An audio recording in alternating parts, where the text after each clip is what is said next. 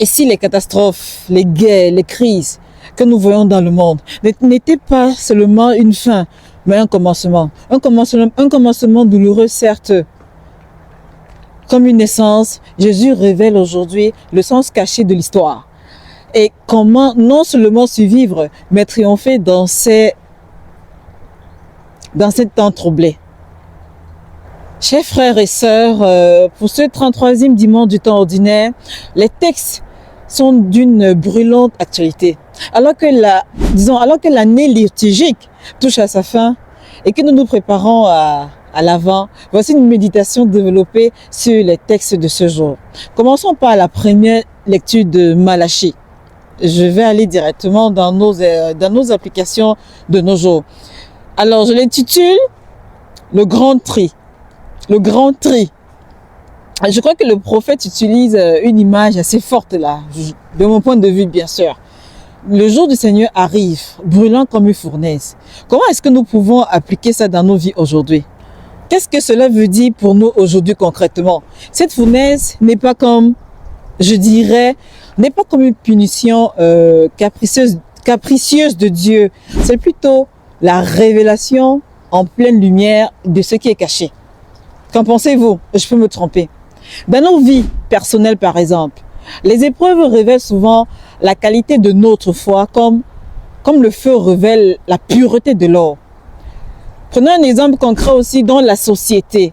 Le mal finit toujours par se consumer lui-même, tandis que le bien caché persiste. Quelle est la promesse ici, je pense? La promesse ici est magnifique pour ceux qui craignent Dieu. Ce même feu deviendra un soleil de justice, je m'expliquerai plus tard, qui apporte la guérison. Le même soleil qui fond la cire et durcit l'argile. Tout dépend de ce dont nous sommes faits. Je sais que certains vont me poser la question de savoir, le soleil de justice c'est quoi? Est-ce que tu pourras nous donner quelques exemples? Ben, je vais essayer, on va voir. Donc je vais essayer d'interpréter comme le prêtre l'a interprété ce matin à l'église. Décortiquons cette partie pour mieux comprendre. Ok?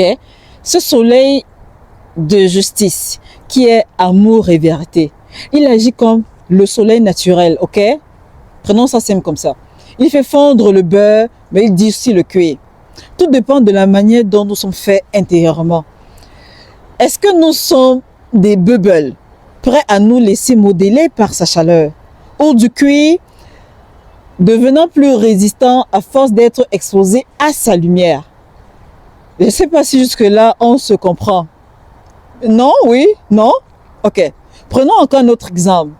Cette fois-ci, je vais être direct, mais là, vraiment, ironiquement quand même. On pourrait se demander, devant ce soleil qu'est Dieu, suis-je comme une glace qui fond ou comme une pâte à pain qui lève? Suis-je comme un glaçon qui se rétracte ou comme une fleur qui s'ouvre? Tout dépend de sur quoi j'ai bâti ma vie, ok? Tout dépend de sur quoi j'ai bâti ma vie. Exactement, c'est ça. Est-ce que jusque-là, vous me comprenez ou pas du tout? Bon, peut-être en prenant un exemple de la Bible, on va mieux se comprendre. Ce soleil de justice dont la Bible nous parle révèle la qualité de notre fondation. Suis-je bâti sur le sable de mes opinions, prêt à m'effondrer, ou sur le roc de la parole du Christ, comme le prêtre le disait aujourd'hui? Être capable de résister à toutes les intempéries. Est-ce qu'on est d'accord que la même épreuve qui brise l'un fortifie l'autre? Jusque-là, est-ce que ça va? Ben, si oui, c'est pratiquement ça. L'exemple que j'ai donné plus haut, ce soleil de justice agit comme le soleil naturel. Ok? Il fait fondre le beurre, mais il durcit le cuir. Il fait fondre une glace, mais il fait lever une pâte à pain. Je ne sais pas si jusque-là on se comprend. Tout dépend de la matière dont nous sommes faits intérieurement. Sommes-nous comme une glace, c'est-à-dire une fois de surface sucrée, mais qui fond à la première chaleur, ou comme une pâte à pain humble qui a besoin de cette même chaleur pour lever et devenir quelque chose de bon et de nourrissant? Ça, c'est du tout cuit là. Vraiment, si jusque-là, ce n'est pas clair, Vous allez comprendre l'année prochaine, vraiment. Ou allez voir votre pasteur ou votre prêtre. Parce que là, moi, j'ai essayé, je ne sais plus quoi utiliser comme exemple. En fait, pour être simple, l'essentiel est de vous faire comprendre que nous avons le choix de la matière que nous voulons être grâce à la grâce de Dieu. Donc, c'est une invitation à l'humilité et à la conversion, pas un jugement. Ici, je ne juge personne. Qui suis-je moi pour vous juger? Si quelqu'un ne veut pas travailler, qu'il ne mange pas non plus.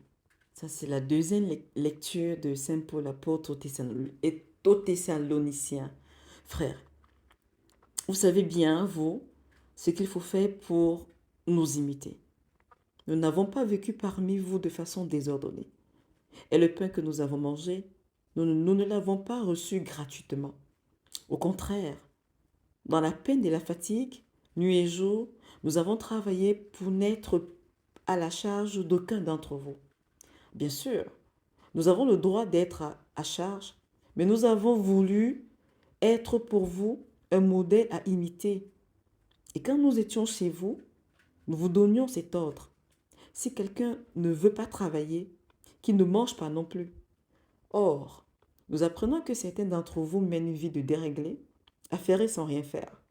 À ceux-là, nous adressons dans le Seigneur Jésus-Christ cet ordre et cet appel, qu'ils travaillent dans le calme pour manger le pain qu'ils auront gagné. Parole du Seigneur. Dans la deuxième lecture, Saint Paul est très concret. Si quelqu'un ne veut pas travailler, qu'il ne mange pas non plus. Quel message puissant dans notre monde où certains glorifient l'oisiveté ou les combines, ok? Pour nous rappeler plusieurs vérités essentielles. Notre travail, même humble, participe à l'œuvre créatrice de Dieu. N'est-ce pas? Est-ce que c'est vrai? C'est vrai, n'est-ce pas? Nous ne pouvons pas du tout attendre des autres et de l'État. Ici, il faudrait comprendre que Paul ne condamne pas le repos, mais désapprouve l'agitation désœuvrée de ceux qui vivent dans l'oisiveté, agités de désordre. Ça, c'est l'Écriture qui le dit. Dans notre vie quotidienne, comment cela pourrait se traduire? Faire son devoir avec conscience, même quand personne ne nous regarde. Partager les tâches sans compter à quelle heure je vais rentrer, à quelle heure je vais dormir, à quelle heure je dois manger, à quelle heure je vais faire ci. S'engager concrètement selon ses talents, selon le don que l'Esprit lui a donné. Chacun de nous a un don que l'Esprit nous a donné.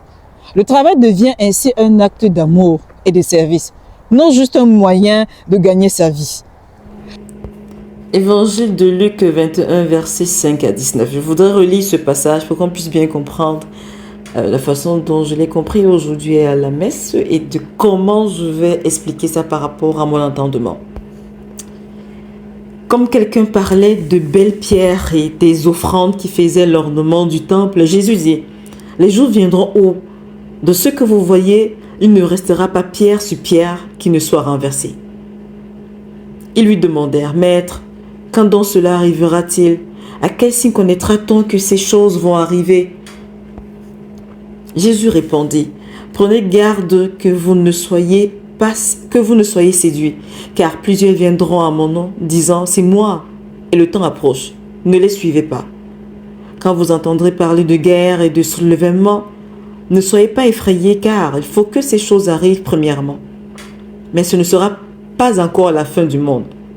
Alors il leur dit, une nation s'élèvera contre une nation, et un royaume contre un royaume. Il y aura de grands tremblements de terre, et en divers lieux, des pestes et des famines. Il y aura des phénomènes terribles et de grands signes dans le ciel. Mais avant tout cela, on mettra la main sur vous et l'on vous persécutera. On vous livrera aux synagogues, on vous jettera en prison, on vous mènera devant des rois et devant des gouverneurs à cause de mon nom. Cela arrivera pour que vous serviez de témoignage. Mettez-vous donc dans l'esprit de ne pas préméditer votre défense, car je vous donnerai une bouche et une sagesse à laquelle tous vos adversaires ne pourront résister ou contredire. Ah Seigneur, ta parole. Vous serez livrés même par vos parents, par vos frères, par vos proches et par vos amis, et ils feront mourir plusieurs d'entre vous. Vous serez haïs de tous à cause de mon nom. Mais il ne se perdra pas un cheveu de votre tête. Par votre persévérance, vous sauverez. Par votre persévérance, autant pour moi, merci. Par votre persévérance, vous sauverez vos âmes. Amen. Amen. Donc ça, c'est l'évangile de Luc qui nous parle. Nous avons suivi l'évangile de Luc aujourd'hui. Ok? Jésus nous donne la clé pour traverser les pires tempêtes. C'est par votre persévérance que vous garderez votre vie. Comment est-ce que nous pouvons appliquer ça dans nos vies aujourd'hui? Regardons les signes des temps que Jésus mentionne. Aujourd'hui, ce sont les gourous, les idéologies totalitaires, les promesses de bonheur facile. Ensuite, nous avons les guerres, les désordres. Nous les voyons chaque jour aux informations. Ensuite, nous avons les persécutions. Plus subtiles en Occident. Mais en réel, ici, je parle de quoi? Je parle des moqueries, je parle de la marginalisation, je parle de la discrimination, etc. Il y en a tellement de choses que nous vivons aujourd'hui et dans ce monde d'aujourd'hui que nous ne savons même plus où mettre la tête. Quel est le secret ici aujourd'hui? Jésus ne nous promet pas d'éviter les épreuves, mais de les traverser avec lui. Sa promesse, je pense ici, est extraordinaire. Lui-même le dit. Je vous donnerai un langage, une sagesse. Pour vous, cela, ça veut dire quoi pour vous? Je vous donnerai un langage et une sagesse. Pour moi, c'est-à-dire les mots justes au moment juste. Ça, c'est une inspiration surnaturelle, Père. Je vous donnerai un langage et une sagesse. Ah! C'est vraiment une inspiration surnaturelle. Dans nos vies concrètement aujourd'hui, comment est-ce que nous pouvons les appliquer? Face aux critiques de notre foi, ne pas se mettre en colère, mais répondre avec paix et conviction. Je sais que ce n'est pas facile. Hein? Je vous assure, je sais que ce n'est pas facile. Dans les catastrophes personnelles ici, qu'est-ce que j'entends par catastrophe? Ici, j'entends des maladies, des deuils, des licenciements. Ici, on nous demande de tenir bon dans la prière. Devant l'effondrement moral de la société, être témoin, être des témoins tranquilles, mais inflexibles de la vérité. Être des témoins tranquilles, mais inflexibles de la vérité. Chers frères et sœurs en Christ, aujourd'hui, ces trois lectures tissent un message cohérent et puissant pour nous aujourd'hui. Face au jugement qui vient, sanctifions notre vie ordinaire par le travail fidèle. Et tenons bon dans l'espérance, sachant que le Christ marche avec nous. Notre monde a plus que jamais besoin des chrétiens qui ne paniquent pas devant les catastrophes, qui ne se laissent pas corrompre. Par quoi? Par la paresse ou le découragement, mais qui travaillent, qui prient et espèrent. Et je suis sûre et certaine que le soleil de justice se lèvera sur toutes nos nuits. J'en suis sûre et certaine. Parce qu'il y a un seul Dieu. Alors cette semaine, j'ai un défi pour vous. Travaillons comme si tout dépendait de nous. Et prions comme si tout dépendait de Dieu. Car en vérité, les deux sont vrais. Vivons chaque jour comme si nous allons mourir ce soir. Je n'ai pas dit d'aller boire les bières ou les casiers de bière. On se comprend là, vraiment on se comprend. Prions et parlons au Saint-Esprit. Parce que cela nous fait vivre présentement le présent. Être le gardien de son cœur. Soyons le portier de nos cœurs. Examinons toutes les pensées, tout ce qui entre en nous avant d'ouvrir nos bouches là. Le dernier verset du psaume 150, pour ceux qui le connaissent, que ton esprit en moi te loue Seigneur. Que ton esprit en moi te loue Seigneur. Ce verset est une puissante invitation à la louange. Moi, je vous souhaite un bon début de semaine. Enfin, je vous souhaite un bon dimanche et un bon début de semaine à tous. Bye bye.